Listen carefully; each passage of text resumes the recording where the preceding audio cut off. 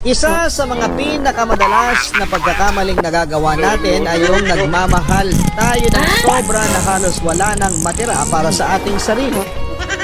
Gasgas na, pero marami talaga sa atin ang ginagawang mundo.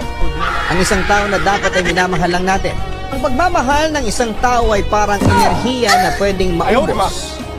Lalo na kung hindi naman ito nasusuklian ng tama. At lahat tayo ay marunong mapagod kahit gaano pa natin kamahal ang isang tao.